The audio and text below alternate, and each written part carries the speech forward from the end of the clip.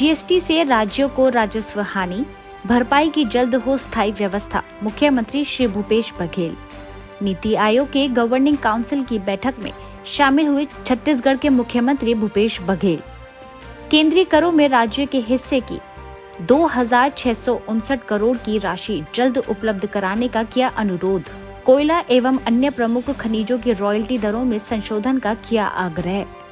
इस्पात संयंत्रों की उत्पादन क्षमता के अनुरूप लौह अयस्क आरक्षित रखने की मांग। राज्य हित से जुड़ी विभिन्न योजनाओं और विषयों पर रखी अपनी बात। रायपुर 27 मई 2023। प्रधानमंत्री की अध्यक्षता में नई दिल्ली में आयोजित नीति आयोग की गवर्निंग काउंसिल की 8वीं बैठक में छत्तीसगढ़ के मुख्यमंत्री श्री भूपेश बघेल शामिल हुए। इस दौरान मुख्यमंत्री ने बैठक से संबंधित एजेंडा बिंदुओं के अतिरिक्त राज्य हित से जुड़े विभिन्न योजनाओं और विषयों पर अपनी बात रखी। इस मौके पर सभी राज्यों के मुख्यमंत्री उपस्थित रहे। बैठक के एजेंडे पर बात करते हुए मुख्यमंत्री भूपेश बघेल ने 2047 का विकसित भारत टीम इंडिया की भूमिका पर कहा कि देश की एकता और अखंडता अक्षुण्ण बनाए रखने में राज्यों की अहम भूमिका है। उन्होंने कहा, केंद्र सरकार राज्यों के अधिकारों का सम्मान करे और उसके हिस्सों के संसाधनों को भी हस्तांतरित करने की प्रणाली को और मजबूत बनाए।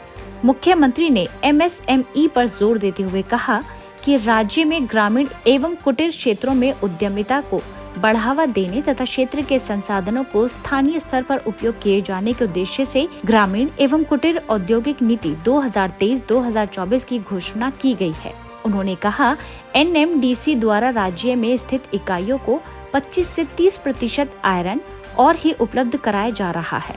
उन्होंने समुचित आयरन और राज्य की इकाइयों के लिए उपलब्ध कराने का आग्रह किया। श्री बघेल ने कहा, छत्तीसगढ़ के MSME उद्योगों को SECL से विगत 2 से 3 वर्षों से राज्य की आवश्यकता अनुरूप कोल नहीं मिल रहा है। मुख्यमंत्री ने इस विषय पर कार्यवाही कर छत्तीसगढ़ का हित सुरक्षित करने का आग्रह किया। उन्होंने बताया, आदिवासी अंचल बस्तर में औद्योगिकरण को बढ़ावा देने के लिए विगत 4 वर्षों में लगभग 9,000 करोड़ रुपए पूंजी निवेश हेतु MOU किए गए हैं। इनमें से इस्पात उद्योगों के लिए प्रतिवर्ष 3 मिलियन टन आयरन और की आवश्यकता होगी। उन्होंने अनुरोध किया कि इस इस्पात संयंत्रों की उत्पादन क्षमता के अनुरूप आयरन और आरक्षित रखा जाए तथा प्राथमिकता के आधार पर उपलब्ध कराया जाए। साथ ही विशेष प्रोत्साहन अंतर्गत NMDC द्वारा आयरन और की दर में भी 30% छूट दी जाए। इसके साथ ही उन्होंने 20,000 से कम आबादी के शहरों में मनरेगा लागू रखने का सुझाव भी दिया। मुख्यमंत्री ने रायपुर एयरपोर्ट से अंतर्राष्ट्रीय विमान सेवा शीघ्र शुरू करने व समन्वय हेतु नोडल अधिकारी की नियुक्ति का अनुरोध भी किया।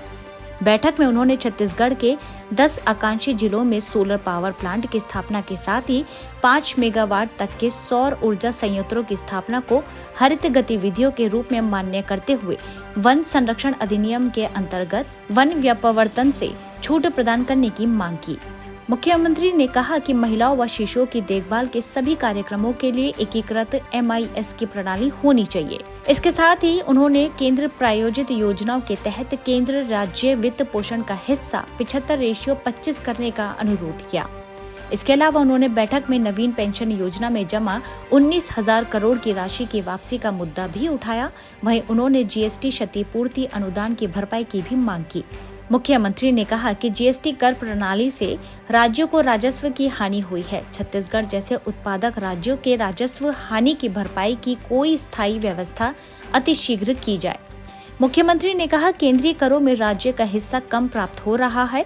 मुख्यमंत्री ने 2,659 करोड़ की राशि इस वित्तीय वर्ष में राज्य को उपलब्ध कराने की मांग की। मुख्यमंत्री श्री बघेल ने खनिजों से मिलने वाली एडिशनल लेवी की 4,170 करोड़ राशि छत्तीसगढ़ को हस्तांतरण करने का आग्रह किया।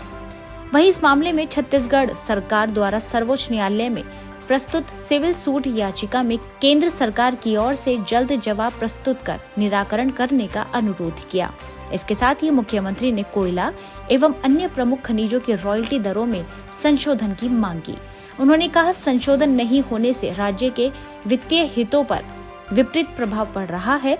मुख्यमंत्री ने केंद्रीय बलों की तैनाती पर हुए सुरक्षा व्यय 11,828 करोड़ रुपए को केंद्र सरकार द्वारा वहन करते हुए राज्य को इस बकाया से मुक्त करने का आग्रह भी किया।